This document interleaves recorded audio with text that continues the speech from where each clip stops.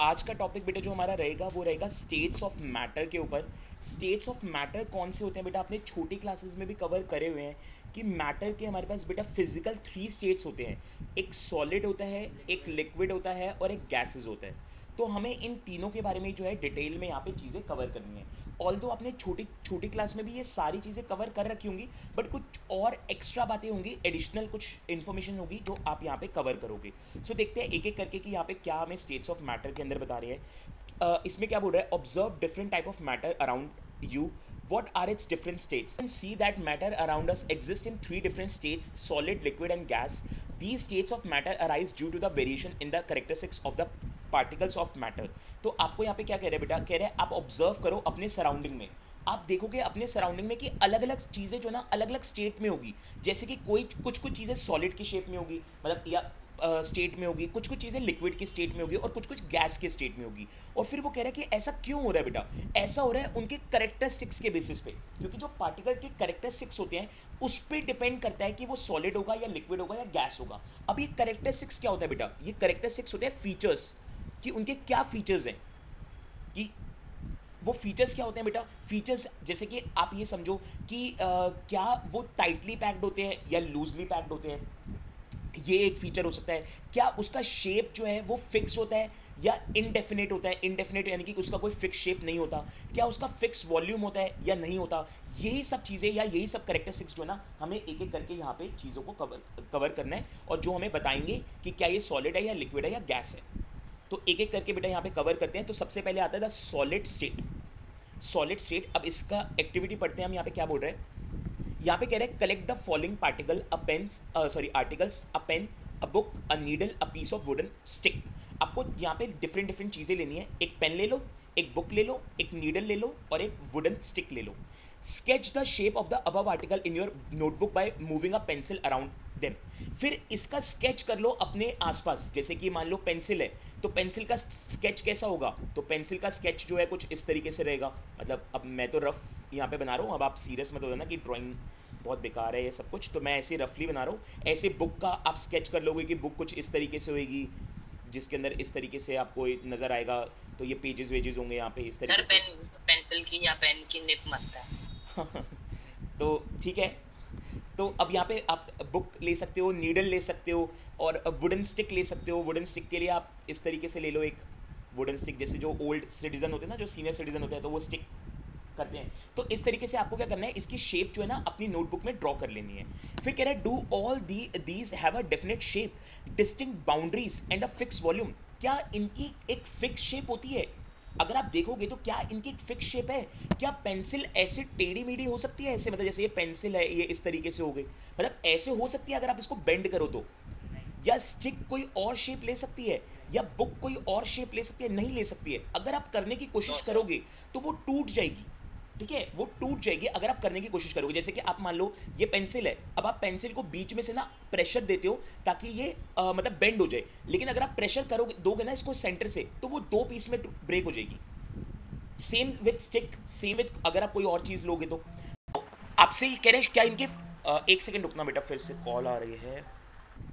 इसमें देखो बेटा क्या बोल रहा है आगे, आपको कहता है इसकी डेफिनेट शेप होती है या डेफिनेट शेप है, तो यस मैंने अभी आपको बता दिया बेटा कि इसकी डेफिनेट शेप है। अब कह रहे हैं क्या इसकी डिस्टिंक्ट बाउंड्रीज हैं। डिस्टिंक्ट बाउंड्रीज का मतलब है बेटा कि जो इसकी ये जो एजेस होते हैं, क्या ये डिस्टिंक्ट है, क्या ये डिफरेंट डिफरेंट है सबके। तो यस बेटा सबके डिफरेंट डिफरेंट है, किसी का कैसा है, किसी का कैसा है, किसी का कैसा है, सबकी बाउंड्री मतलब डिस्टिंक्ट है। डिस्टिंक्ट मतलब होता है डिफरेंट डिफरेंट। और फिर कह रहा है कि क्या इनकी फिक्स्ड वॉल्यूम है बेटा। वॉल्यूम का मतलब होता है कि कितना कितना ये होल्ड कर सकते हैं, कितना स्पेस ये ऑक्यूपाई कर रहे हैं। तो क्या इनकी फिक्स्ड वॉल्यूम है, तो यस बेटा फिक्स्ड वॉल्यूम होगी। जैसे कि मान लो एक बॉटल है, एक बॉटल के अंदर लेट्स से 1 लीटर की कोक आती है, तो इसमें 1 लीटर की आएगी, 1 लीटर से ज़्यादा की नहीं आ सकती, क्योंकि इसकी फिक्स्ड वॉल्यूम है। ठीक है, इसकी वॉल्यूम चेंज नहीं हो सकती कभी भी। सो यहाँ पे अब आपको क्या बोल रहे हैं बेटा, what happen if they are hammered pulled or dropped. क्या होगा अगर हम इस पर हैमर करें, यानी कि अगर आप इस पर एक हैमर हिट करो या इसको पुल करो, खींचो या इसको गिरा दो, तो क्या होगा, तो ये ब्रेक हो जाएगा। ये कौन, ये सारी चीज़ें जो ऊपर हमने पढ़ी है। Are these capable of diffusing into another. डिफ्यूजन का मतलब मैंने आपको बताया हुआ है, डिफ्यूजन का मतलब होता है दो चीज़ों का आपस में मिक्स हो जाना। जैसे कि पानी के अंदर शुगर का मिक्स हो जाना, ये डिफ्यूजन होता है। तो क्या ये चीज़ें जो ऊपर इस हमने पढ़ी हैं, क्या ये दूसरों में डिफ्यूज हो सकती हैं? तो कुछ कुछ सॉलिड हो भी सकते हैं और कुछ कुछ सॉलिड नहीं भी हो सकते, तो डिपेंड करता है वो तो सॉलिड्स के ऊपर। Try compressing them by applying force, are you able to compress them? Compress का मतलब होता है बेटा इसको अंदर की तरफ दबाओ, देखो कि क्या ये अंदर की तरफ दब सकता है। तो आप देखोगे कि सॉलिड्स जो है वो अंदर की तरफ नहीं दब सकते। जैसे इसको आप ऐसे समझो कि मान लो एक सॉलिड ले लो, इधर से एक हाथ रखो, इधर से दूसरा हाथ रखो और इसको अंदर की तरफ प्रेस करो, इसको कंप्रेस बोलते हैं बेटा। अंदर की तरफ दबाओ, क्या दबा पाओगे इसको आप अंदर की तरफ? नहीं दबा पाओगे बेटा। क्यों? क्योंकि ये सॉलिड्स है। तो अब पढ़ते हैं इन्हीं सभी एक्टिविटी में जो क्वेश्चंस हैं इनके आंसर आपको नीचे दे रखे होंगे। सो देखो क्या लिखा हुआ है, कह रहा है all the above are examples of solid. ऊपर जितने भी एग्जांपल दिए हैं वो सारे के सारे सॉलिड्स हैं। We can observe that all these have a definite shape. हम देखेंगे बेटा, हम ऑब्जर्व करेंगे कि ऊपर जितनी भी चीज़ें थी उनकी जो शेप है ना वो डेफिनेट शेप है। डेफिनेट का मतलब है यहाँ पे बेटा फिक्स शेप है, जो कि चेंज नहीं हो सकती, और अगर आप चेंज करने की कोशिश करोगे तो फिर वो ब्रेक हो सकता है। बाउंड्री इनकी डिस्टिंक्ट है, मतलब कि सब दिखने में अलग अलग हैं, सबकी बाउंड्रीज अलग अलग हैं। फिक्स्ड वॉल्यूम है, वॉल्यूम का मतलब है जो स्पेस ऑक्यूपाई ये कर रहे हैं बेटा, जो स्पेस ये ऑक्यूपाई कर रहे हैं, सब अलग अलग स्पेस ऑक्यूपाई कर रहे हैं। That is have negligible compressibility. और बात करें इसकी कंप्रेसिबिलिटी की तो नेग्लिजिबल है। नेग्लिजिबल मतलब इग्नोरेंट, जिसको हम इग्नोर कर सकते हैं, मतलब इतनी कम कंप्रेस होती है कि पता भी नहीं चलता। अगर आप कंप्रेस करते हो, जैसे कि ये सॉलिड है बेटा, इधर से आप अपने एक हाथ से और दूसरे हाथ से इसको अंदर की तरफ कंप्रेस करते हो, तो अगर आप कंप्रेस करोगे भी ना, तो ये कंप्रेस अगर होगा भी तो इतना कम होगा कि आप इसको इग्नोर भी कर सकते हो। बट अगेन कुछ एक्सेप्शंस होंगे, जैसे कि स्पॉन्ज।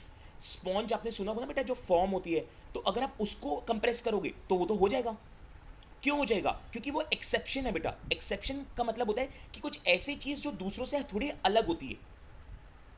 ठीक है, जैसे स्पॉन्ज है, स्पॉन्ज को अगर आप देखोगे ना तो वो सॉलिड है, लेकिन वो फिर भी कंप्रेस हो जाता है। ठीक है, इसको एग्जांपल आप ले लो, जैसे हमारे जो क्वेश्चंस होते हैं ना, क्वेश्चन जो हमारे वो होते हैं, तकिए होते हैं सोने के लिए, तो आप क्वेश्चन को अगर देखोगे तो क्वेश्चन दिखने में सॉलिड होगा, लेकिन जैसे ही आप अपना सिर, अपना हाथ उसके ऊपर रखोगे तो वो अंदर की तरफ प्रेस हो जाएगा। तो वो एक्सेप्शन है बेटा। ठीक है, तो अगर आपके माइंड में आता है कि सर वो तो सॉलिड है लेकिन वो तो कंप्रेस हो रहा है, और अभी आप कह रहे हो कि कंप्रेस होता नहीं है, तो अगेन बेटा मैं बार बार बोल रहा हूं वो एक एक्सेप्शन है बेटा।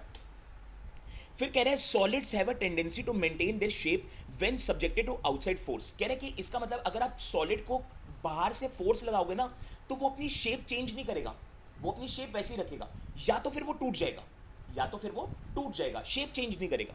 Solids may break under force but it is difficult to change their shape so they are rigid. कह रहे हैं सॉलिड टूट सकते हैं लेकिन शेप चेंज नहीं कर सकते, तो इसका मतलब सॉलिड जो है ना वो रिजिड होते हैं। रिजिड, रिजिड मतलब स्ट्रॉन्ग। ठीक है, जो हार्ड बोल सकते हो आप इसको, हार्ड, जो दब नहीं सकते, टूट सकते हैं। इस तरीके से आपको बेटा ये वाला पॉइंट क्लियर कर रहा है। फिर कुछ एक्सेप्शंस है जो हमें यहाँ पे पढ़नी है। देखो क्या लिखा है, कह रहा है what about a rubber band, can it change its shape on stretching, is it a solid? तो आपको बोल रहे हैं बेटा कि रबर बैंड है, अब रबर बैंड दिखने में तो सॉलिड लगता है, बट क्या वो अपनी शेप चेंज कर सकता है स्ट्रेच होने पे? यस, वो अपनी शेप चेंज कर सकता है, लेकिन वो तो फिर भी सॉलिड है। ऐसा क्यों? क्योंकि ये एक एक्सेप्शन है। लेकिन जैसे आप फोर्स छोड़ोगे तो वो वापस अपनी रीगेन शेप, शेप जो है वो रीगेन कर लेगा, वापस से वो अपनी पुरानी वाली शेप के अंदर आ जाएगा। एक ये हो गया। अभी हम इसका आंसर बेटा नीचे पढ़ेंगे, इनके आंसर्स ना, तीनों क्वेश्चन के आंसर नीचे दे रखे हैं। देखो क्या कह रहा है अगला, कह रहा है what about sugar and salt, when kept in different jars these take the shape of the jar, are they solid?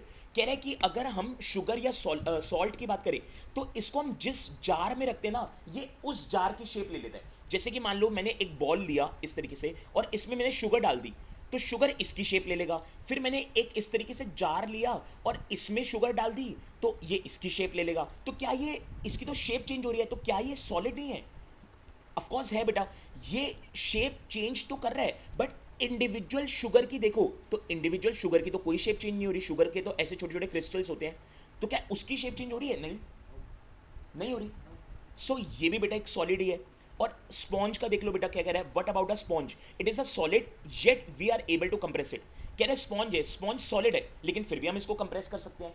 क्यों कर सकते हैं? क्योंकि इसके अंदर पोर्स होते हैं बेटा, पोर्स, छोटे छोटे छेद होते हैं, जिसकी वजह से एयर जो है अंदर चली जाती है, और जैसे आप इसको दबाते हो एयर बाहर आ जाती है, और बाहर आने की वजह से कंप्रेस हो जाता है।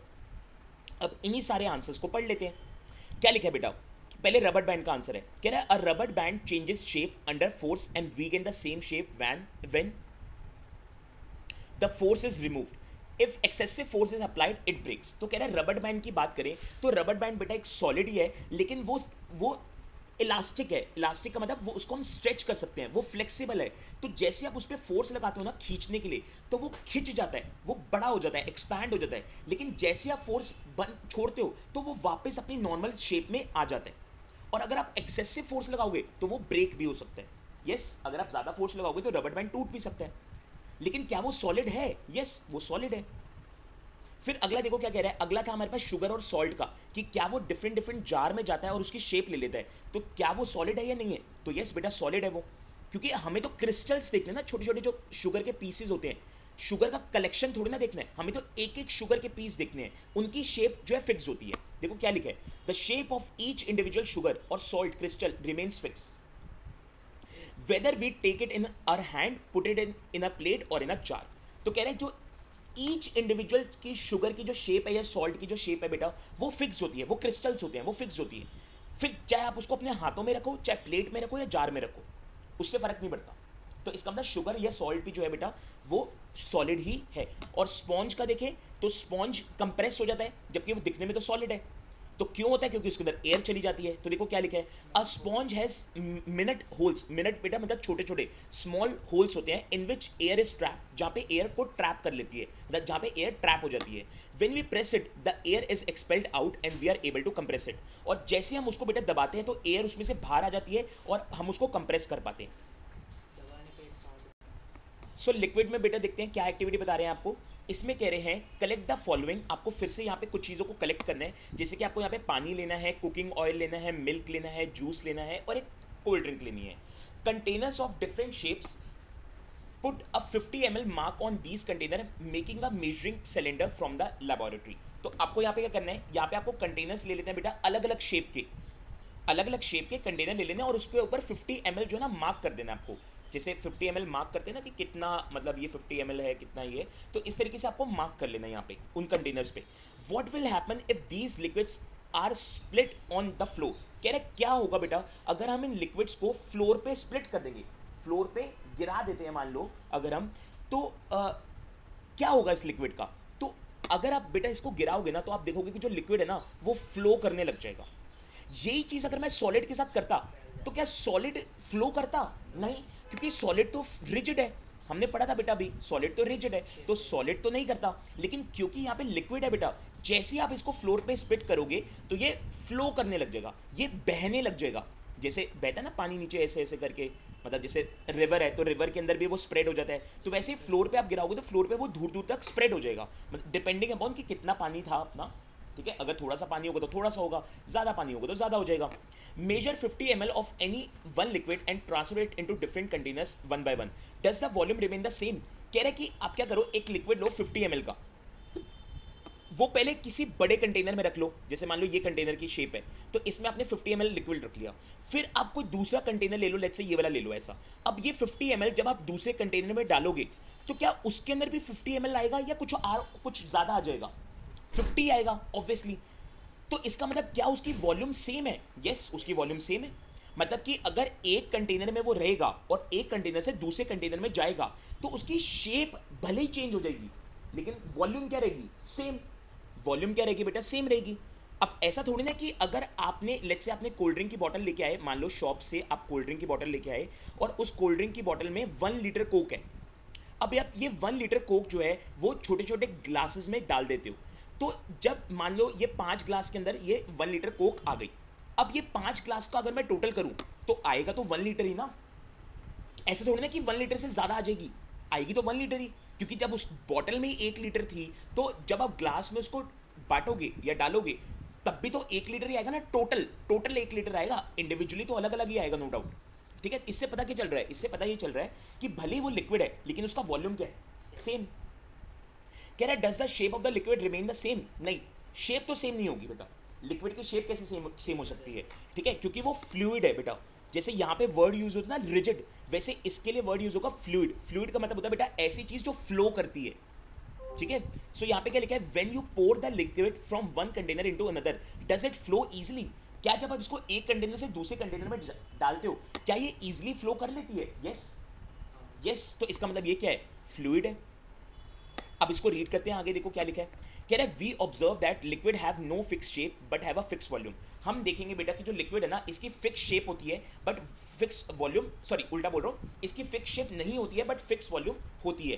They take up the shape of the container in which they are kept. ये जिस कंटेनर में जाता है उसकी शेप ले लेते हैं। Liquid flow and change shape so they are not rigid but can be called fluid. कह रहे लिक्विड जो है ना वो अपनी शेप तो चेंज कर लेता है बट वो रिजिड नहीं है, ठीक है, रिजिड नहीं है यानी कि हार्ड नहीं है, और वो फ्लो भी करता है, तो इसलिए वो क्या है, फ्लूइड। इसलिए वो क्या है बेटा, फ्लूइड। तो यहां से बेटा हमारे पास लिक्विड का भी कॉन्सेप्ट खत्म हो रहा है कि लिक्विड किस तरीके का होता है। बट लिक्विड के ऊपर और कुछ एक्स्ट्रा नॉलेज दे रहे हैं आपको, कुछ एक्स्ट्रा बातें भी आपको बता रहे हैं, वो देखते हैं। कह रहे हैं refer activity 1.4 and 1.5 where we saw that solid and liquid can diffuse into liquid. कह रहे हैं कि लिक्विड के अंदर अगर आप चाहो तो आप सॉलिड को भी डिफ्यूज कर सकते हो, यानी कि सॉलिड को भी मिक्स कर सकते हो, और चाहो तो लिक्विड के अंदर लिक्विड को भी डिफ्यूज कर सकते हो। इसका एग्जांपल अगर मैं आपको दूं बेटा, तो लिक्विड को होगा यहाँ पे वाटर, तो वाटर के अंदर चाहो तो आप सॉलिड सॉलिड यानी कि शुगर को भी मिक्स कर सकते हो, और लिक्विड यानी कि इंक ले लो, इंक को भी मिक्स कर सकते हो। मतलब कि लिक्विड के अंदर शुगर सॉलिड भी मिक्स हो सकता है और लिक्विड के अंदर लिक्विड भी मिक्स हो सकता है, ठीक है। आगे देखो क्या लिखा है, the gas from the atmosphere diffuse and dissolve in water. क्या लिक्विड के अंदर गैस भी मिक्स हो सकती है? यस, गैस भी मिक्स हो सकती है, गैस भी पानी के अंदर डिफ्यूज हो सकती है। These gases specially oxygen and carbon dioxide are essential for the survival of aquatic animal and plants. तो कह रहे हैं कि प्लांट्स या एनिमल्स जो एक्वेटिक है, एक्वेटिक मतलब जो पानी के अंदर रहते हैं, वो कैसे सर्वाइव करते हैं? तो वो भी इसीलिए सर्वाइव करते हैं बेटा क्योंकि जो पानी है ना, यानी कि लिक्विड है, उसके अंदर पानी में क्या मिक्स होता है बेटा, गैसेज मिक्स होती हैं, यानी कि गैस यानी कि ऑक्सीजन हो गया या कार्बन डाइऑक्साइड हो गया, ये मिक्स होता है बेटा, ये मिक्स होता है, जिसकी वजह से एक्वेटिक एनिमल और प्लांट्स जो है वो इजीली सर्वाइव कर पाते हैं। तो अब आपको एक चीज और बताना चाह रहा है, वो ये बताना चाह रहा है कि लिक्विड के अंदर आप चाहो तो सॉलिड को भी मिक्स कर सकते हो, चाहो तो लिक्विड को भी मिक्स कर सकते हो, और चाहो तो गैस को भी मिक्स कर सकते हो। तो ये चीज आपको बताना चाह रहा है वो। फिर आगे देखो क्या बोल रहे हैं, कह रहे हैं all living creatures need to breathe for survival. कह रहे हैं जितने भी लिविंग क्रीचर्स हैं उसको जिंदा रहने के लिए सांस लेने की जरूरत है। The aquatic animal can breathe under water due to the presence of dissolve oxygen in water. तो एक्वेटिक एनिमल कैसे सर्वाइव करते हैं? तो वो कह रहे हैं एक्वेटिक एनिमल इस तरीके से सर्वाइव करते हैं कि पानी के अंदर पहले से गैस जो है ना वो डिसॉल्व है, वो डिफ्यूज हो रखी है, ठीक है, ऑक्सीजन जो है वो पहले से उसमें मिक्स हो रखी है। Thus we may conclude that solid liquid and gas can diffuse into liquid.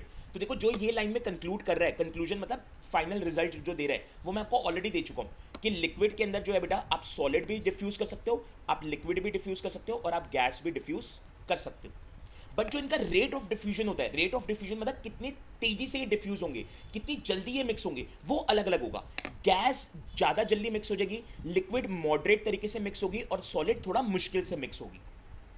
Gas बहुत जल्दी मिक्स हो जाएगी, लिक्विड सर क्योंकि उसमें गैप ज्यादा होता है ना, गैप यस यस बेटा यस, गैस में क्योंकि गैप ज्यादा होता है तो वो इजीली डिसॉल्व हो जाता है, उसके अंदर मिक्स हो जाता है। लेकिन सॉलिड जो है बेटा वो हार्ड होता है, तो उसको डिसॉल्व होने में थोड़ा टाइम लगता है, ठीक है। इसलिए हमने पढ़ा था बेटा पीछे कि अगर सॉलिड को आपको करना है ना थोड़ा जल्दी, तो आप हीट कर दो, आप उसको हीट दे दो, ठीक है। हीट देने से क्या होगा, काइनेटिक एनर्जी बढ़ जाएगी, और काइनेटिक एनर्जी बढ़ेगी तो मूवमेंट ज्यादा होगी और पार्टिकल जल्दी डिसॉल्व हो जाएंगे। लेकिन अगर आप उसको ठंडे उसमें रखोगे तो फिर तो आप भूल जाओ कि जल्दी वो डिसॉल्व होगा, ठीक है। तो आगे देखो क्या लिखा है, the rate of diffusion of liquid is, जो रेट ऑफ डिफ्यूजन है बेटा लिक्विड के अंदर वो क्या होगा, वो वेरी करेगा, वो डिफरेंट डिफरेंट होगा। तो देखो लिखा कह रहा है higher than that of solid. तो सॉलिड के कंपैरेटिवली जो डिफ्यूजन है वो दूसरों में जल्दी हो जाएगा, सॉलिड में थोड़ा देर से होगा, ये मैं आपको बता चुका हूं। This is due to the fact that in liquid state particle move freely and have greater space between each other as compare to particle in the solid. तो जैसे अभी यथार्थ ने भी बोला कि कह रहा है ऐसा इसलिए हो पा रहा है बेटा क्योंकि जो पार्टिकल्स है ना लिक्विड और गैस में वो फ्री होते हैं और उनमें स्पेस काफी होता है सॉलिड के कंपैरेटिवली, इसलिए वो इजीली क्या हो पाते हैं, फ्यूज हो पाते हैं। सो आप लोग जल्दी से बेटा देखो, नेक्स्ट बेटा हमारे पास आता है द गैशियस स्टेट। अब जो थर्ड आ रहा है बेटा हमारे पास वो आ रहा है गैशियस स्टेट। इसमें कह रहा है have you ever observe a balloon seller filling a large number of balloons from a single cylinder of gas. कह रहा है आपने कभी ऑब्जर्व करा कि एक बैलून सेलर जो है, यस बोलो यथार्थ बेटा। सर अब वो टेस्ट कब चेक करके होगी वो सेल वाला?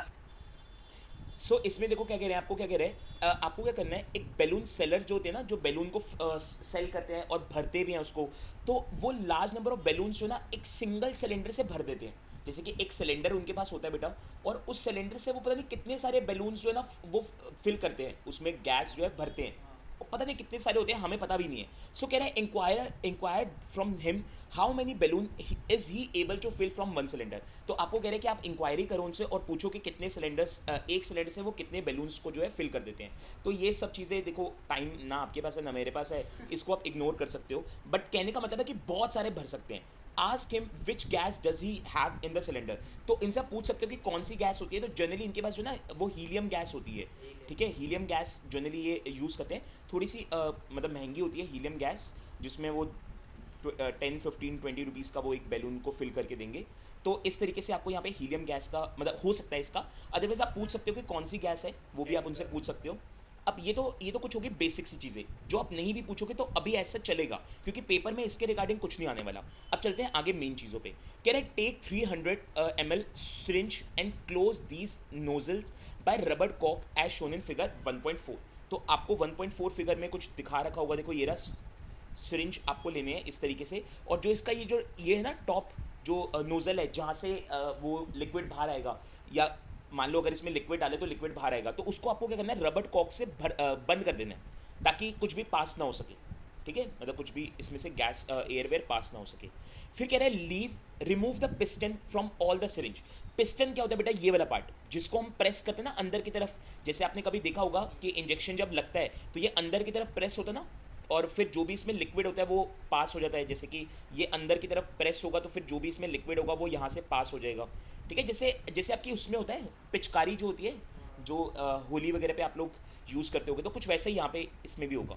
कह रहे हैं कि इस पिस्टन को हटा दो, ताकि हमें जो भी इसमें डालना है वो हम डाल पाए, मतलब इस जो ये जो खाली वो है उसमें हम डाल पाए। लीविंग वन सिरिंज अनटच, एक सिरिंज को तो खाली रख देना आपको। Fill the water in the second, दूसरे में आपको वाटर डाल देना है और तीसरे में आपको चौक डाल देना है। ठीक है, अब देखो ध्यान समझो, एक जिसमें उसने खाली रखा है ना उसके अंदर गैस आएगी, एक जिसके अंदर पानी हो गया मतलब यानी कि लिक्विड, और एक के अंदर वो क्या कर रहा है, चौक रखने को कह रहे हैं, यानी कि सॉलिड कह रहे हैं। अब आपको क्या कह रहे हैं, insert the piston back into the syringe. फिर आपको ये पिस्टन वापस इसमें लगा देना है सिरिंज के अंदर। You may apply some Vaseline on the piston before inserting them in the syringe for this smooth movement. कह रहे कि इस पिस्टन के ना टॉप पे जो ब्लैक वाला पार्ट है ना, ये बाहर होगा जब, तो इसके ऊपर आपको वेस्लिन लगा देनी ताकि ये अंदर आसानी से चला जाए और स्मूथली आप इसको प्रेस कर पाओ। फिर कह रहे हैं now try to compress the content by pushing the piston in each syringe. अब आपको हर एक सिरिंज के अंदर जो भी पिस्टन है ना उससे इसको प्रेस करना है और देखना है कि किसमें आप इजीली प्रेस कर पाओगे। तो पहले वाला जो था ना बेटा वो खाली था, खाली मतलब उसमें गैस थी, तो उसको तो आप इजीली जो है पिस्टन से अंदर की तरफ कंप्रेस कर दोगे। पानी के साथ करोगे तो पानी भी इजीली कर देगा, बट पानी का गैस के कंपैरेटिवली थोड़ा ज़्यादा एफर्ट्स लगेगा। और चौक शायद आप कर ही ना पाओ, और अगर करोगे भी तो चौक जो है ना वो पाउडर बनने लग जाएगा, वो ब्रेक होने लग जाएगा। ठीक है, और उसमें तो आपको बहुत ज़्यादा डिफिकल्टी आएगी प्रेस करने के अंदर। तो क्या कंक्लूजन निकलता है कि गैस के अंदर कंप्रेसिबिलिटी बहुत हाई होती है, यानी कि आप आसानी से उसको कंप्रेस कर सकते हो। लिक्विड के अंदर गैस की कंपैरेटिवली होती है कंप्रेसिबिलिटी, बट थोड़ी सी कम होती है, और सॉलिड के अंदर तो होती नहीं है। हमने अभी तो पढ़ा था कि सॉलिड को आप इजीली कंप्रेस नहीं कर सकते हो, तो कहाँ कर पा रहे हो, यहाँ पे नहीं कर पा रहे। रीड करते बेटा इन्हीं सभी बातों को। कह रहे हैं what do you observe in which case was the piston easily pushed in. तो कह रहे हैं आप क्या ऑब्जर्व करोगे किसके अंदर ये ईजिली पुश हो जाएगा। तो गैस वाले के अंदर बेटा, या ऐसा कह लो जो वो था, जो खाली वाला था, जो एम्प्टी वाला था, वो ईजिली क्या हो जाएगा, पुश हो जाएगा अंदर की तरफ। What do infer from your observation. Infer का मतलब होता है बेटा फाइनल रिजल्ट, क्या फाइनल रिजल्ट है इन सभी बातों को देख के, इन सभी ऑब्जर्वेशन को देख के। तो देखते हैं ऊपर हमें यहाँ पे इसने आंसर में दे रखा होगा, तो पढ़ते हैं। देखो क्या लिखा हुआ है, we have observe that gases are highly compressible as compare to solid and liquid. तो हमारा जो ऑब्जर्वेशन यहाँ पे निकल के आती है बेटा, वो ये निकल के आती है कि गैसेज जो है ना वो हाईली कंप्रेसिबल होती है, यानी कि ईजिली वो कंप्रेस हो जाती है सॉलिड और लिक्विड के कंपेरेटिवली। यस, अभी तो मैंने आपको ये बताया। अब इस पे बेस देखो कुछ एग्जाम्पल्स दे रखे हैं जो पेपर के लिए इंपॉर्टेंट है, कुछ एग्जाम्पल दे रखे हैं जो पेपर के लिए यहाँ पे इंपॉर्टेंट है। कह रहे the liquefied petroleum gas that is LPG cylinder that we get in our home for cooking और oxygen supply to hospital in cylinder is compressed gas. कह रहे हैं कि जो एलपीजी हम घर में यूज करते हैं ना, एलपीजी अब पेपर में आएगा, एलपीजी की फुल फॉर्म ये रही लिक्विफाइड पेट्रोलियम गैस। कह रहा है जो एलपीजी हम घर में यूज करते हैं सिलेंडर वगैरह का, जिससे हमारे किचन में कुकिंग वगैरह होती है, तो वो एलपीजी गैस से होती है, वो भी एक कंप्रेस गैस है। और जो ऑक्सीजन सिलेंडर हमें हॉस्पिटल में मिलते हैं बेटा, वो भी एक कंप्रेस गैस है। इसी तरीके से कार के अंदर आपको पता ना आजकल पेट्रोल के अलावा सीएनजी भी डलती है। तो सीएनजी क्या होती है बेटा? Compressed natural gas. फुल फॉर्म क्या होती है इसकी? Compressed natural gas. ये फ्यूल की तरह काम करती है आजकल व्हीकल्स के अंदर। Due to its high compressibility, large volume of a gas can be compress into a small cylinder and transported easily. कह रहे हैं क्योंकि ये हाईली कंप्रेसिबल होती हैं, तो एक बड़े से सिलेंडर के अंदर लार्ज अमाउंट ऑफ गैस जो है ना भर जाती है। क्यों? क्योंकि ये कंप्रेस है, मतलब कि आप इसके अंदर अगर मान लो आप इसमें गैस भरोगे, तो क्योंकि ये कंप्रेस हो सकती है, ये दब सकती है, तो आप इसके अंदर और ज्यादा गैस डालते रहोगे, डालते रहोगे, डालते रहोगे, ये इजीली उसमें भरती रहेगी। ठीक है? तो उससे होगा क्या? आप इजीली उस गैस से ट्रांसपोर्टेशन कर पाओगे, इजीली एक जगह से दूसरी जगह जा पाओगे। और ये कैसे हो पा रहा है बेटा? क्योंकि ये सारी गैसेस जो होती है, ये कौन सी गैस होती है? कंप्रेसिबल गैस होती है, मतलब कि इजीली कंप्रेस हो सकती है।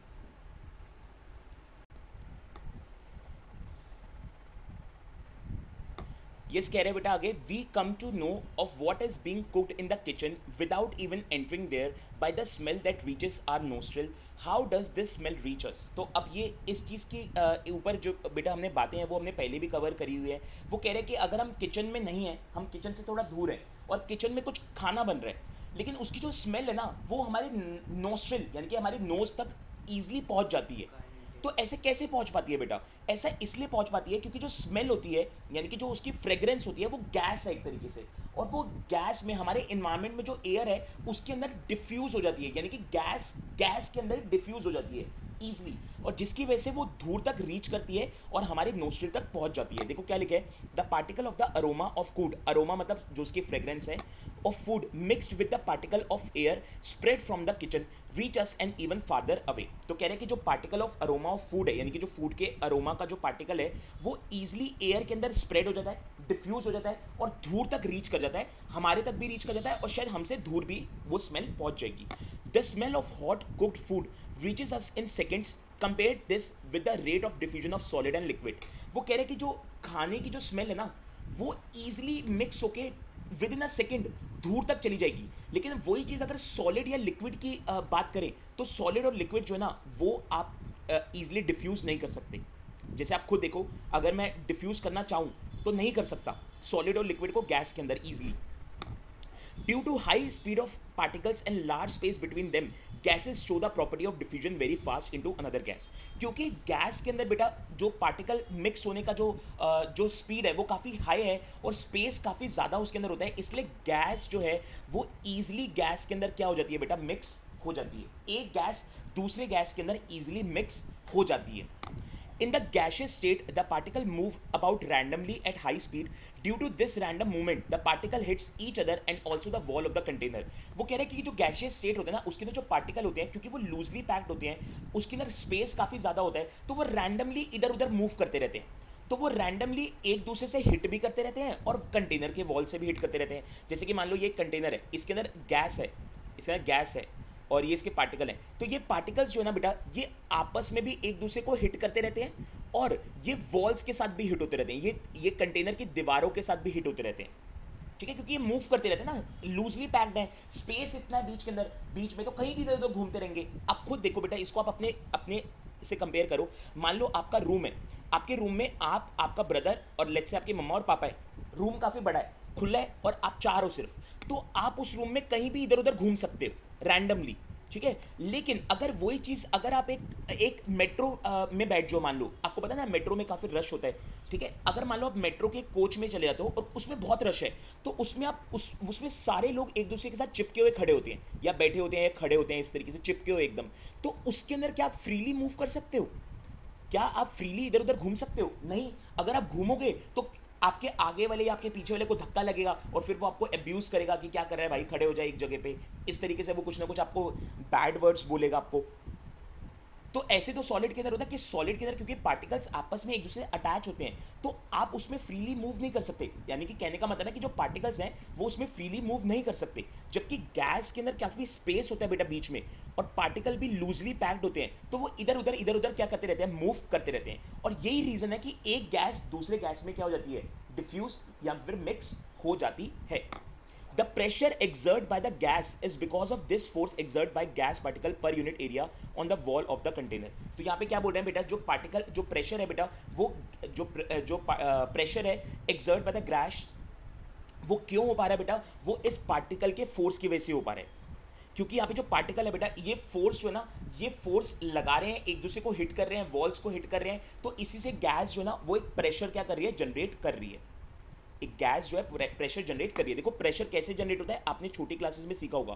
प्रेशर जनरेट होता है बेटा फोर्स की वजह से, फोर्स पर यूनिट एरिया, मतलब फोर्स ऊपर और एरिया नीचे। अगर आप फोर्स को एरिया से डिवाइड करोगे तो उससे प्रेशर निकलता है कि एक यूनिट एरिया पे आप कितना फोर्स एक्सर्ट कर रहे हो, यही प्रेशर है। एक यूनिट एरिया पे आप कितना फोर्स एक्सर्ट कर रहे हो बेटा, इसी को प्रेशर बोलते हैं। तो गैस के जो पार्टिकल है बेटा, एक यूनिट एरिया पे कितना फोर्स एक्सर्ट कर रहे हैं, वही उसकी प्रेशर बताता है। अब पेपर में यहाँ पे आ सकता है कि डिफाइन प्रेशर, तो आप डिफाइन प्रेशर कर सकते हो यहाँ पे कि जो फोर्स एक्सर्ट कर रहा है पर यूनिट एरिया पे, पर यूनिट एरिया पे जो फोर्स एक्सर्ट किया जा रहा है उसी को हम यहाँ पे क्या बोल रहे हैं बेटा, प्रेशर बोल रहे हैं। नेक्स्ट पेज पे कह रहे हैं बेटा, can matter change it's state, क्या मैटर जो है बेटा वो अपने स्टेट्स को चेंज कर सकता है। तो इसके बारे में ना यहाँ पे हमें डिटेल में नहीं बता रखा। क्यों डिटेल में नहीं बता रखा बेटा, क्योंकि ये चीज़ आपने छोटी क्लासेस में कवर करी हुई है, तो यहाँ पे हमें ज़्यादा चीज़ें डिटेल में नहीं बता रखी। बस आपसे पूछे कि क्या मैटर जो है वो चेंज कर सकता है अपने स्टेट को, तो यस बेटा वो अपने स्टेट को चेंज कर सकता है। मतलब क्या हुआ इसका, इसका मतलब हुआ कि क्या सॉलिड जो है बेटा, क्या वो लिक्विड में कन्वर्ट हो सकता है, और क्या लिक्विड जो है वो बेटा गैस में कन्वर्ट हो सकता है। तो आपने छोटी क्लासेस में पढ़ा होगा बेटा, जैसे लिक्विड के लिए हो गया आइस, लिक्विड सॉरी सॉलिड के लिए हो गया आइस, लिक्विड के लिए हो गया वाटर, और गैस के लिए हो गया हमारा बेसिकली स्टीम। जैसे वाटर है ना, वाटर को अगर हम गैस की स्टेट में बदलते हैं तो वो स्टीम बन जाता है। तो अब आप खुद देखो कि क्या आइस लिक्विड में कन्वर्ट हो सकती है, यस। क्या लिक्विड गैस में कन्वर्ट हो सकती है, यस। और क्या इसका रिवर्स हो सकता है, क्या गैस वापस लिक्विड में आ सकती है, यस। गैस वापस लिक्विड में आ सकती है अगर हम कंडेंस करेंगे इसको। कंडेंसेशन आपने सुना होगा बेटा वर्ड कंडेंसेशन। जैसे जैसे आप देखो बारिश कैसे होती है, जो हमारे नीचे से, हमारे जो अर्थ के एटमॉस्फेयर से जो वाटर वेपर्स बन के ऊपर जाते हैं, यानी कि स्टीम बन के ऊपर जाते हैं, वो ऊपर जाके क्या क्या हो जाते हैं, कंडेंस हो जाते हैं। कंडेंस का मतलब है कि ऊपर जाके उसको इन्वायरमेंट ठंडा मिलता है, और ठंडा मिलने की वजह से वो कंडेंस हो जाते हैं, यानी कि वो वापस लिक्विड में बदल जाते हैं। और क्या लिक्विड आइस में बदल सकता है, यस। फ्रीजिंग करके, फ्रीजिंग करके आप उसको अगर फ्रीजिंग करो तो वो बर्फ में बदल जाएगा, ठीक है। और ऐसी सॉलिड लिक्विड में कैसे बदलता है, मेल्टिंग, मतलब उस प्रोसेस को हम क्या बोलते हैं, मेल्ट होना, ठीक है। कि आइस जो है वो किस में बदल रही है, पानी में मेल्ट हो रही है। और ऐसी लिक्विड से गैस में बदलने का मतलब होता है बेटा बॉइलिंग होना, मतलब बॉईल करके जो है आप उसको क्या कर सकते हो, कन्वर्ट कर सकते हो। तो अब आपके पास यही कॉन्सेप्ट है कि क्या मैटर को हम चेंज कर सकते हैं, तो यस बेटा कर सकते हैं, ठीक है। ये चीज़ तो आपने छोटे क्लासेस में कवर करी हुई है। अब अगला क्वेश्चन यहाँ पे ये आएगा कि कैसे, हाउ, कैसे कर सकते हैं। तो यहाँ पे हमारे पास दो तरीके हैं बेटा, एक टेम्परेचर से कर सकते हैं और एक प्रेशर से कर सकते हैं। एक टेम्परेचर से कर सकते हैं और एक प्रेशर से। आपने टेम्परेचर वाला तो छोटी क्लासेस में पढ़ा हुआ है, प्रेशर वाला नहीं पढ़ा हुआ। तो हम इस क्लास में दोनों कवर करेंगे। हम टेम्परेचर से भी कवर करेंगे कि टेम्परेचर से कैसे कर सकते हैं, और प्रेशर से भी कवर करेंगे।